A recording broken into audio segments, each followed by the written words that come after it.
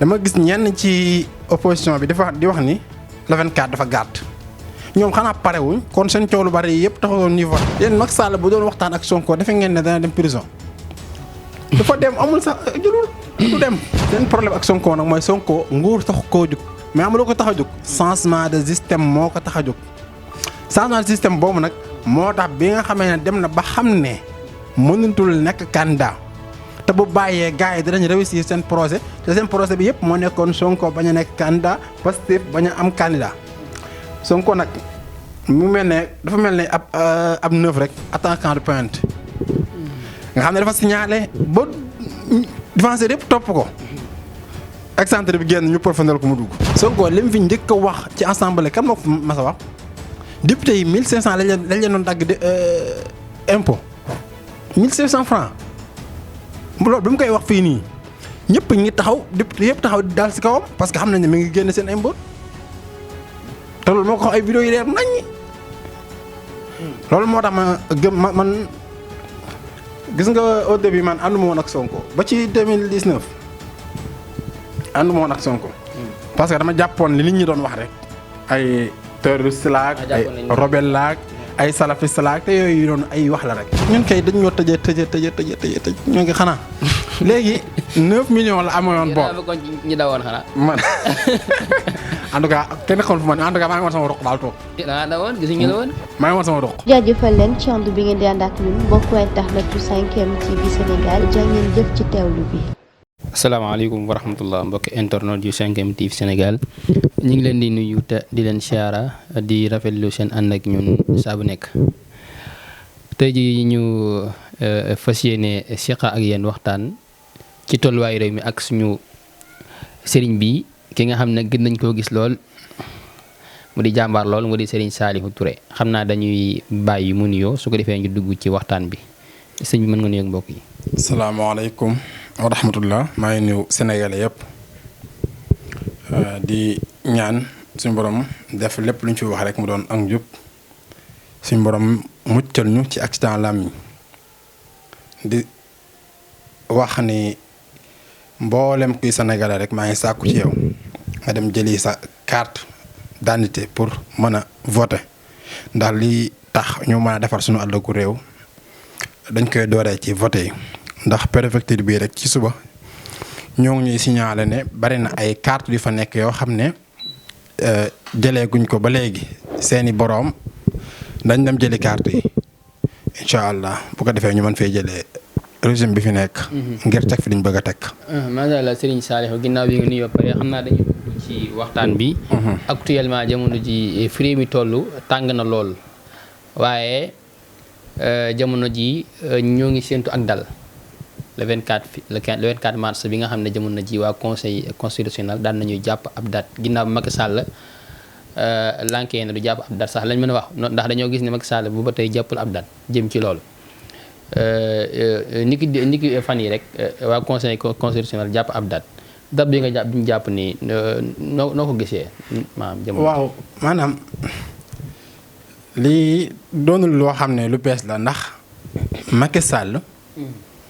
yàgg naa wax nit ñi ñu xaar ko fii te du génn foofu moom fu ñu ko dul xaaree rek foofu lay fël ndax ñoo fi doon dégg 15 décembre.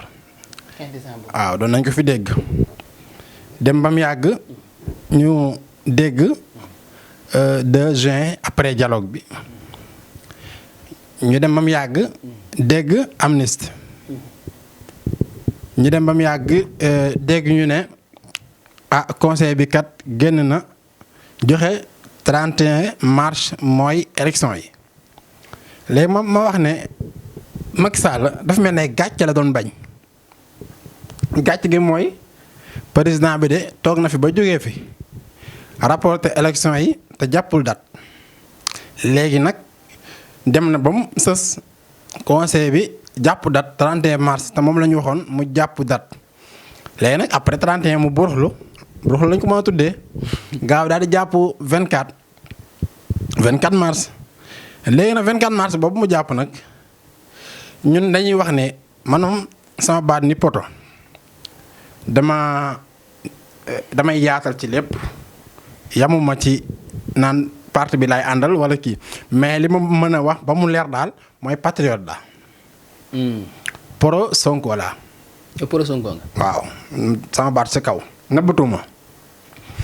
mais nag dama gis ñenn ci opposition bi dafa di wax ni le 24 dafa gàtt ñoom xanaa parewuñ kon seen coow lu bari yëpp taxawoon ñuy voté. non est-ce que nekkul ne le 24 bi maanaam diggante bi campagne maanaam dina fi xaaj moo tax ñu wax. lan moo leen tere woon bi Macky Sall rapporté élection yi bi ñuy ñaxtu naan na jàpp dat kenn ku ne nga def sensibilisation ci say nit pour élection yi bu Macky Sall ne woon suba ñu voté ñun de ñi nga xam ne ñooy pro Sonko nga xam ne Diomaye mooy suñu candidat ba élection yi nekkoon le 15 mars ñu pare nañ pour voté ji. léegi nag ñëw ci le 24 bi nga xam ne moom la président Macky Sall jàpp ba pare jekk-jekk fixé ñu le 24 bi rek ne ci la ñu voté loolu amul problème pour ñun pour ñun amul problème ak lu mën a xew rek pare nañ ñun. incha allahu taala maa ko waxee fii le 24 mars bu affaire yëpp leeree jaar yoon balaa tàkkusaan ñu teqali ko ak régime bi te Diomaye mooy nekk président de la république incha allah. waaw ragaluma vaar nag. yow fii nii jàpp nga ne maanaam bu ñu demee ci élection yi kon balaa midi ñu tàqali ko gars yi. balaa midi gars yi nag dañuy sonn koor lay tox mbel gars yi bëri wax koor. mais en tout cas balaa tàkkusaan moom. carte gi dina leer incha allah rabbi balaa tàkkusaan bu soobee. mais fii nii le 24 bi sa xel lan la ci instant bi. bu baax a baax ñun incha allahu taala samedi bu minuit jotee danañ commencé sunu campagne. mais instant bi jàppoon ne maa mbir mi ab dil la wala luñ teg lu am lu ñu. dil bi kan moo ciy perte ak kan moo ciy gagné. dil bi buy dil kan la ñuy dilal. daa bëri ñoo xam ne jamono ji dañuy wax ne Macky Sall lu mu def jamono ji du leen bett parce que maanaam daal ay mbiram moom. maanaam Macky Sall instant yi deful dara de. Macky Sall conseil bi moo ko njatamal. daa di xanaa gisu leen sax communiqué bi conseil bi génne.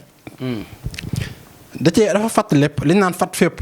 maanaam bu ñu demoon ba deuxième tour am. gis naa xalaat TV di ko wax. merci beaucoup bu ñu demee ba deuxième tour am sax Macky Sall dootul wéy di nekk président. ensemble bi kay ñooy xool nu ñuy def ba deuxième tour bi am ba kii gañe incha allahu taala Bassirou lay doon. yow fi nii Bassirou nga jàpp ne mooy gañe. incha allah. waaye yeneen candidat yi nag yow loo yaakaar si ñoom. yeneen candidat yi moom li ma yaakaar si ñoom dama leen taalal loxo rek. mu demee ba affaire yi lëj ñooñu jàpp ne deuxième tour nar naa am man sax jóp ma deuxième tour nar naa am. mais nañ bañ a génn rek comme liñ commencé di wax fii Macky Sall day wax ak Sonko yéen Macky Sall bu doon waxtaan ak Sonko defe ngeen ne dana dem prison. dafa dem amul sax jëlul du dem. saa yoo xorom nga de. Macky Sall bu doon waxtaan ak Ousmane.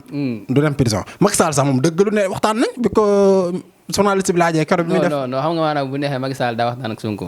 maanaam Macky Sall maanaam ñi ko wër ñi nga xam tey jii ñoo ko wër. am na si ñoo xam tey jii. dañuy dem bëgg moom mu waxtaan ak Sonko. bu defee négocier jàmm am. Sonko de ni ñu ko xamee. ci dëggoom. xam na ne jamono ji jàmm Sonko maanaam bu bàyyee ñoom dañu am jàmm. waaw Sonko moom du bàyyi xam nga li yàq seen plan bi muy pouvoir di opposition xam nga moo la yàq seen plan. gis nga PDS. biñ réglé Karim mënul bokk. dañoo neutre loolu ñëpp ko gis 2019 dañoo neutre nga xam ne laa waat sax daf ne woon nañ boycotté loolu ñëpp gis nañ ko. léegi Khalifa Sall kadaalika moom 2019 biñ ne mënul bokk moom it anta kenn te itam sampul kenn aussi amuñu nu ma ko mën a waxee plan B. amuñu plan B. merci beaucoup léegi nag. seen problème ak Sonko nag mooy Sonko nguur tax koo jóg mais amuloo ko tax a jóg. changement de système moo ko tax a jóg. changement de système boobu nag. moo tax bi nga xamee ne dem na ba xam ne. mënutul nekk candidat. te bu bàyyee gars yi dinañ réussir seen projet te seen projet bi yëpp moo nekkoon Sonko bañ a nekk candidat Pastef bañ a am candidat. Sonko nag mu mel ne dafa mel ne ab neuf rek attaquant de pointe. nga xam ne dafa signalé ba défenseur yëpp topp ko. excentré bi génn ñu profondeur ko mu dugal comme exemple suñu match ñu nag Guinée rek. Iliman Ndiaye bi pointe bi duggee Iliman Ndiaye génn ñu teg bal bi rek mu. centre ko si biir loolu mooy stratégie de Sonko dafa xam gars yi xam na ne ñii bu leen teeloon a wax am naa plan B dañuy gis yàq ñëpp. kon ñoom da nga jàpp ne bu fekkoon plan B bi dañ koo teel a xam mën nañu koo yàqal. egg si fii loolu ke amul sax ma dem te ñëw lan moo taxoon El Malick Ndiaye ñu jàpp ko takkal ko ay bracelet. est-ce que jàpp ñu woon ne plan B la. merci beaucoup parce que moo yoroon communication bu Pastef. mais Bassirou bi nga xam ne daawuñu ko dégg ci lenn te daanaka liggéey bi yëpp ci Pastef moom la gis nga boo génnee Ousmane Sonko. liggéey bu bari ci Bassirou Diomaye Faye la ne woon ñoom El Malick Ndiaye ñoom Birame Souleye Diop ñëpp ay jàmbaar lañ waaye kenn ku ne ak rôle ba ngay essuyé kenn ku ne ak rôle ba ngay essuyé. moo tax Sonko.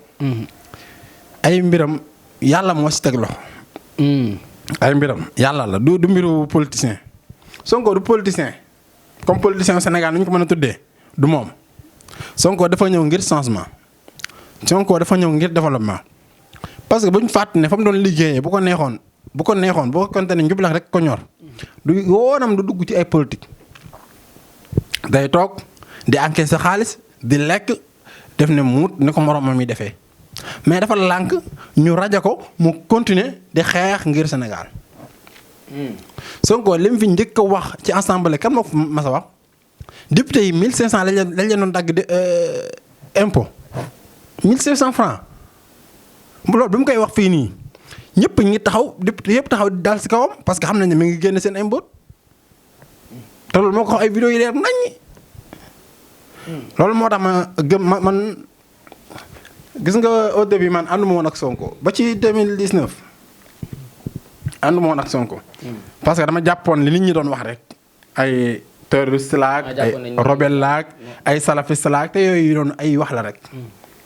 gis nga suñu réew mi chrétien sax jiite nañu. kanti Senghor jiite nañu te Senghor moom mu ñu jiite woon amul kenn ku fi daan taxaw naan chrétien la salafiste la nañu bàyyi yooyu gis nga chrétien jullit salafiste ibaadu yooyu yëpp ñooñu faluñu leen pour ñu rek ay imam dañ leen a fal ngir ñu jiite réew mi ngir mën a teg réew mi ci yoon defar réew mi bu doon dañuy fal imam nag la ñuy wax kenn ku ne ni ñu tànnee ay qualité pour far leen mais li ñu fal njiitum réew la te Sonko mën naa ne mat na njiitum réew te it comme décidé ne carrément nañ ko voteel jàpp naa ne mën na njiitum réew ndax Sonko du saraxe combat bi mu doon porté depuis 2014 ba léegi. 2014 ba léegi Sonko ngi tàggat ay ndaw di daan formé ngir ñu bëgg seen réew diiru fukki at.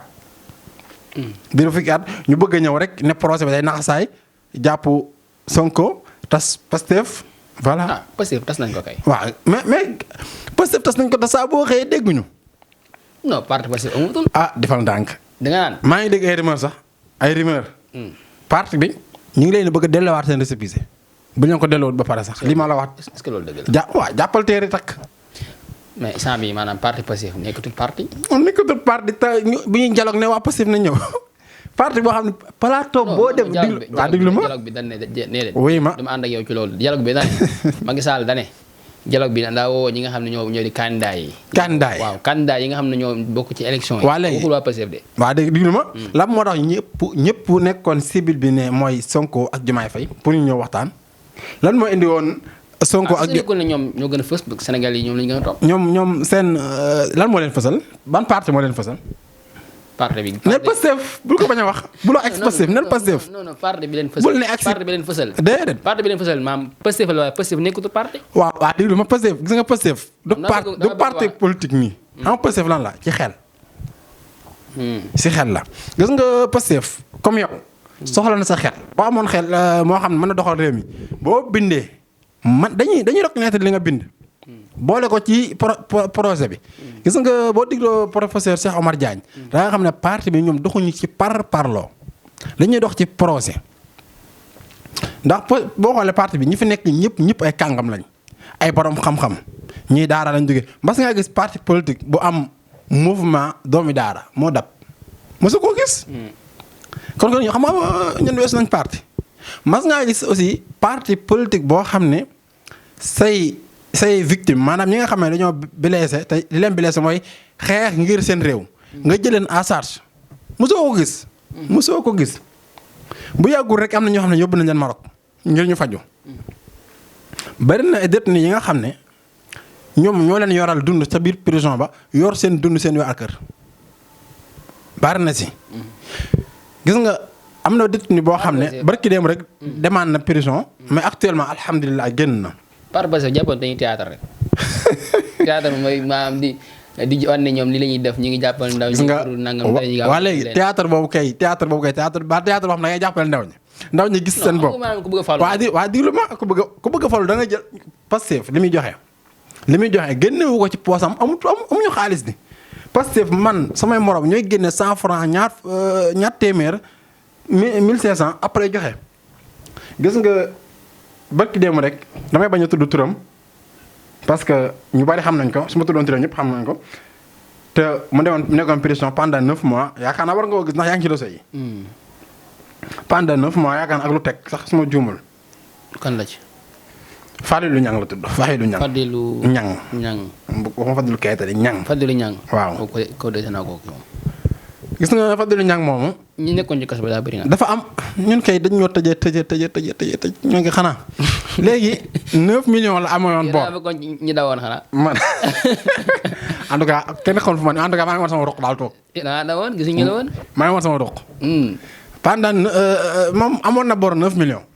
wallaahi wal azim. waaw maa ngi gis fan yii mooy ki ñu tëjoon te mu am. waaw 9 millions ay mbokkam fay. ay mbokkam fay 6 millions mu des 3. mu des 3. waaw kay. waaw maa ngi koy gis fan yii. mi ngi noonu gis nga bi ñu lancé cagnotte bi ñu ngi jaajëfal bu baax a baax Ousmane Diagne ak Hannibal Djim ak patriote yëpp ay Seydina Pastef ak ñëpp cagnotte bi matul 2 heures de temps 3 millions lañ soxla woon am nañ lu ko ëpp instant yi may waxee yow libre na te mi ngi woon tribunal démb. waaw loolu ñu bëgg koy jàppee lan ay fo te fa lu ñang xamuñu ko man xawuma ko yow xamoo ko keneen xamu ko Ousmane Sonko sax xamu ko Ousmane Diagne Hannibal Djim ñi ngi doon jàpp ci combat bi ñëpp patriote yi sax pour bañ a tudd ay tur patriote yu baree xamuñu ko leen lañ ko xamee mooy mi ngi ci combat bi jàppoon nañ ko ci manifestation yi génn na liggéeyam am na problème ñu jàppale ko loolu kese capitaine Touré exemple la ci gis nga Pastef parti la bi nga ngeen jënd ay nit pour nañu topp leen rek. nu ñuy jëndee jënd nit ka ña koy def xam nañ ko jënd nit ñoo koy def xam nañ ko waa APR ñooy jënd ay nit. maa yaar si dund nit koo xam ne ànd ak yéen nekkee ci ay tolof-tolof comme ni nga ko jàppee ci kaso bi rek. alhamdulilah rabbil alamin loolu ñuy def bu ñu nekkoon président ci réew mi incha allah kon réew mi day développé xam nga tax. yaa ko wax léegi fekk nit si ay jafe-jafe nga fexe ba mu génn si jafe-jafe yooyu xam nga day leen a Fadilou Niang moom ay mbokkam ay dëkkandoom ay am di jàmmam ñëpp day ne ñii kat sëñ bi ay nit dëgg lañ ñii ay nit ñu baax lañ ñii ñu am kóllëre la lañ. li may waxee mooy yéen fekk koo xam tey jii mi ngi ci ay jafe-jafe ngeen profité jaar foofu ngir gëmloo ko Ousmane Sonko mu ànd ak moom. loolu laa wax man bi may gëm Ousmane Sonko fekk nekk moom ci ay jafe-jafe. dama laa wax. gis nga dama lay tontu. dama lay tontu. gis nga bari na ñoo xam ne bi ñu toppee Ousmane Sonko lañ am jafe-jafe bi ñu waxee dëgg ci lañ am jafe-jafe Hannibal Djim kañ la nekk prison bi ñu xamee ne carrément ci patriote la bokk capitaine Touré kañ la am jafe-jafe bu du ma wax patriote la de. mais bi mu wax daa def liggéeyam. waaw kay bi mu defee liggéeyam. ci lañ ne ki Sonko lay jàppale. léegi des nañ ñu bari ñoo xam ne mën naa leen lim ñoo xam ne bi ñu toppee bi ñu nekkee ànd ak Ousmane Sonko ci lañ am ay jafe-jafe ay Abbas Fall bi mu ànd ak Ousmane Sonko ci la dugg prison. fii ñu bëree bu ñu àndoon ak Ousmane Sonko wallaahi wal kitaab. mais est-ce que ñaan Ousmane Sonko deful lu tax ñu dugal leen ci kaso. lu ñu def ay manifestation non autorisée. ak lam manifestation non autorisée ba dañ koy tere de. nekkul yoon nga koy def. waaw léegi dañ koy tere. est-ce que loolu tax na nga jàpp nit. yow torture yi fi am nag xam nga yooyu ay prétexte la rek Pape Abdoulaye Touré génn na barki démb. ñii dañ ko doon torturer dem bay wax lakk xool doomu ab jullit ba ma sax jullit mais doomu aadama. léegi kii bi génn na de kii bi ministère de la justice neen loolu amul de. waaw moom moo ko dund wala tamit neen amul. ñoom ñoo ko dund wala ki dund taxaw jàkkaarloo ñëpp wax ko ñoom dañ ko dund. li ma gën a metti ci mbir mi li ma gën a metti Macky Sall naan lan moo tax ñu nekk prison waxuñu ko waaye ka may nekk prison def conférence de presse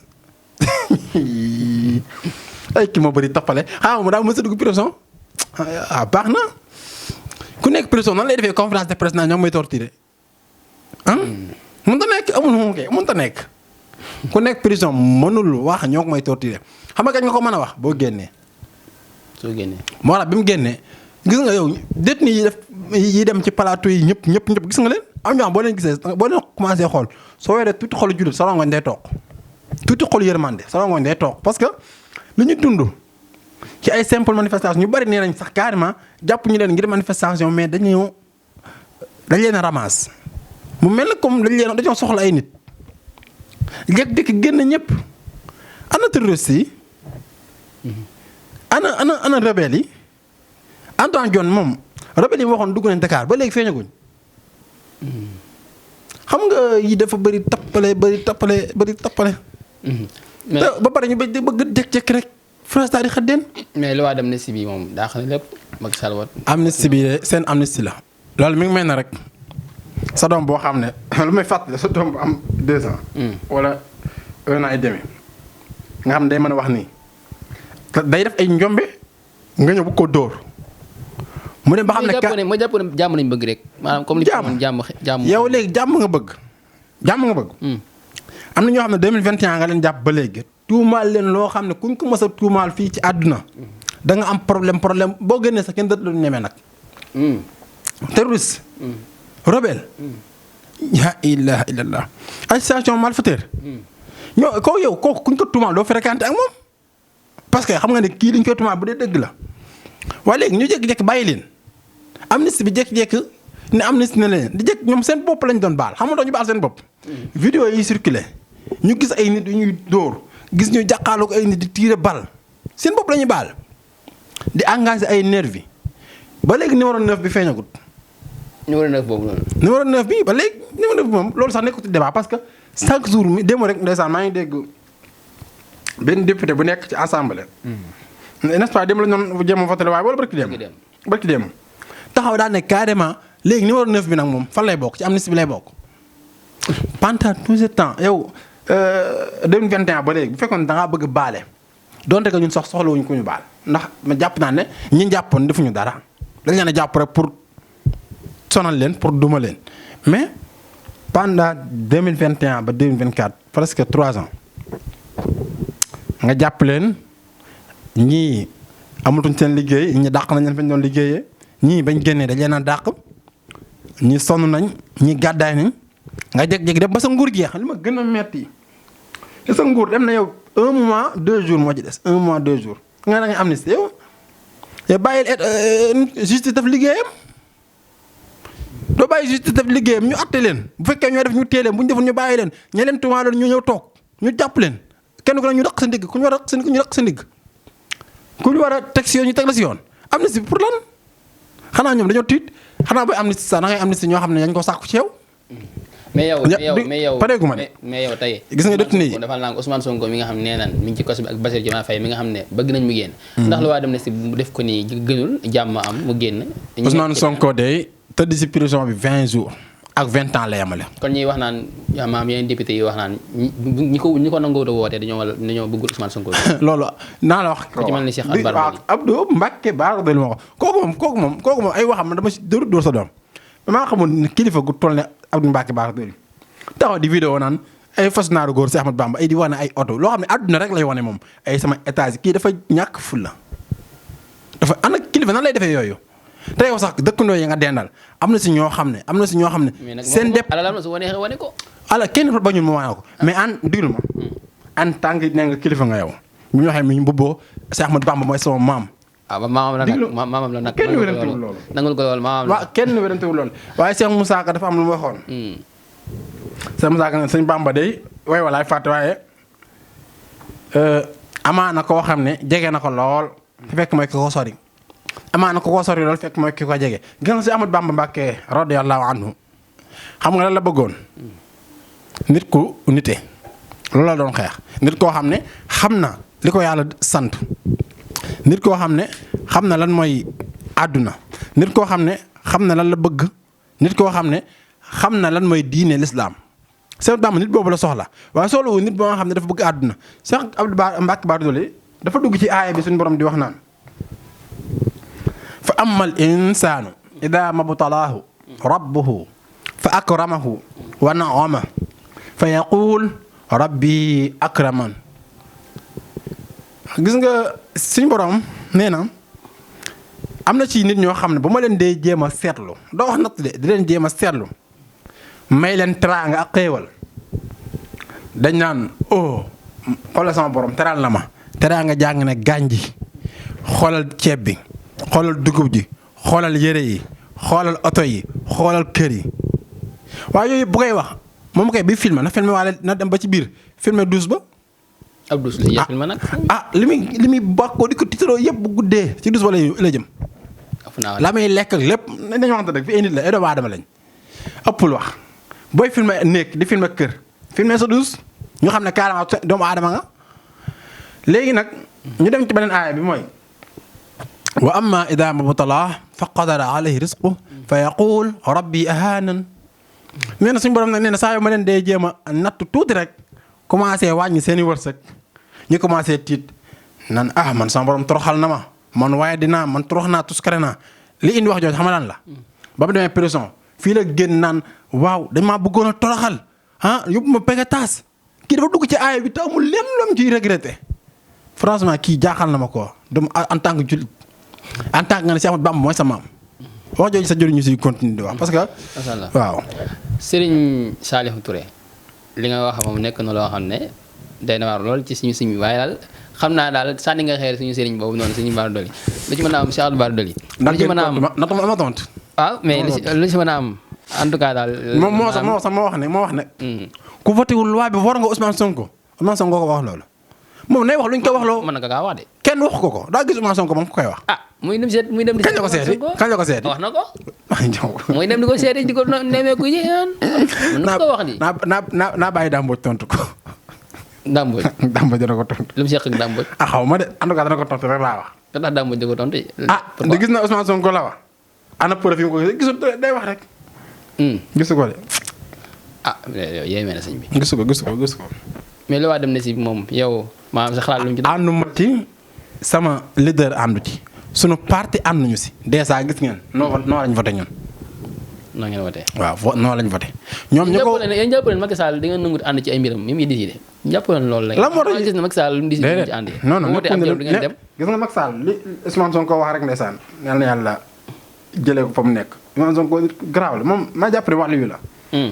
gis nga Macky Sall gis nga amnistie bi Ousmane Sonko waxoon na ko bu yàgg ba dem rek sama istat dugal naa ko nee na Ousmane Sonko nee na gis nga Macky Sall day bàyyi ba am fu mu la téye am ay dossiers yu bari yu mu créé. jekk-jekk na la ok léegi ñooñu dialogue fekk mi ngi teg fetal sa bopp ne la boo deful lii ma def lii soo deful lii ma def lii léegi boo ragalee ba mel ne ba ñu tooñ. boo ragalee rek bëgg wax ne ma daal naa bokk rek. boo ragalee. xam nañ fa nga jëm da ngay nangu. xam naa fa nga jëm da ngay nangu. naa ma yow tur man tamit. da ngay nangu. waaw boo nangoo nag mu ñëw utiliser la jaar sa bopp. war naa bokk. ok léegi Ousmane Sonko loolu la xam nag dem na ba naan lu waa amnistie bii ñuy tudd te boobu Ousmane Sonko nekkul prison. est-ce que yéen imagine li may wax. imagine Ousmane Sonko nekkul prison bi mu wax loolu ndax amnistie bi képp ko ci d'accord war nga askan bi ñi faatu ñi nekk ci prison bi ñàkk seen liggéey. xam nga Ousmane Sonko lépp lu mu wax da bu ñëwee ba ci biir rek dañ naan jallu mus la. booy wax di daj. Ousmane Sonko moo xam bu baax ki mu ko seqal. moo tax gis nga ñu demoon si dialogue bi ñëpp ko réccu ñëpp nag Ousmane Sonko xam na lu tax dem si dialogue bi ndax yow dialogue nga wax dialogue boo xam ne avant invité yi di wax nee nga date bi moom sama data date bi sama data suñu date la waaw léegi man maa xool bis ba ma neex ma jàpp ko waaye léegi ñi nga woo kon bu ñu ñëwee loo leen doyee ay ñoom gëmmal dóor rek ñun ñëpp nekk fa di wax rek yow li ma gën a met gëmmal dóor naan la baari din wala Karim loolu mooy Karim bu bokkul élection du waaw Karim bu bokkul élection am na te la baari din wala Karim wallahi wal kitaab Karim Wade bëggul dugg ci aaya boobu aaya bu tar la suñu borom di wax foofu lu tar sax kon ñoom dañoo wax aaya bi taxawul lu muy am na xel ñas xam na xaw ma xam na comme déet moom nag neen am na xam-xam ama Khalifa Niass waaw moom mënu ko xool bu koy nangul ko loolu waaye laa baat di wala Karim suñu borom mi ngi wax ak ñi nga xam ne bu ëllëgee sawara lañ jëm nee na foofu duñ fa am ak sedd duñ fa am teraanga la baardi wala karim innahum kaanu qabla dalik mutrafin c'est que ñoom bu ñu toogee di wax dañu mel ni ay borom yi ñoo xam ne seen bopp koppa ci nekk la ñuy waxal te ñun suñu borom suñu xam-xam bariwul lool de waaye am na lu ñu xam de ci wàllu zahir ak ci wàllu baatin nañ xam ne carrément ñoom politiciens yi ñu ñuy waxal ay doomu aadama yu am xel lañ ay nit lañ duñu ay dof duñu ay jaahil réeruñu politique bu njëkk ba fi newoon nag booba dafa mel ne dañ doon nax mag ñi gis nga mag ñi bu ñu xeexoon ñun li ñuy xeex instant yi bu ñu ñëwee dañu mottali rek mais ñun xeex bi ñuy xeex nii daanaka ñun bu ñu ñëwee suñu ay doom dañuy ñëw mottali doon nag xeex bi du jeex mais suñu ay doom bu ñu ñëwee danañ fekk réew mu stable réew moo xam ne boo liggéeyee am réew moo xam ne soo feebaree faju réew moo xam ne boo ñu la tooñee boo dem sa xel dem dal ndax boo demee ci yoon am ndam waaye réew moo xam ne bu ñu la tooñee nga tiit soo feebaree tiit soo xiifee da ngay daw ba sonn keroog maa ngi gis benn waay di wax naan koor gi ma ne ko toute façon ñun koor moom méttul si ñun Sénégal koor méttul si ñun ndax fi ñun fii dañuy woor ba ngoon jot duñu am ndox woor ba ngoon jot ñu naan ay mburu dafa manqué woor ba ngoon jot war a jënd ceeb cher ñun moom koor méttul si ñun de toute façon ñun dañu économiser li ñuy lekk méttiwul si ñun. macha allah sëñ Saliou sa kàddu gu mujj soo defee ñu tàggu mbokk yi.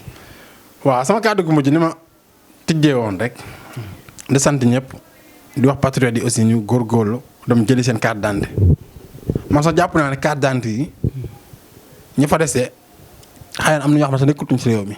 ñu xam ne seen réew soxla na leen ba léegi kenn waxu leen ñu ñëw mais fa ñu nekk nañ góorgóorlu ba représenté fa Sénégal ñu xam ne Sénégal bu diiñ dañ dëkk bañ a doye di bañ a yaafuus góorgóorlu ngir seen réew ndax seen réew soxla na leen.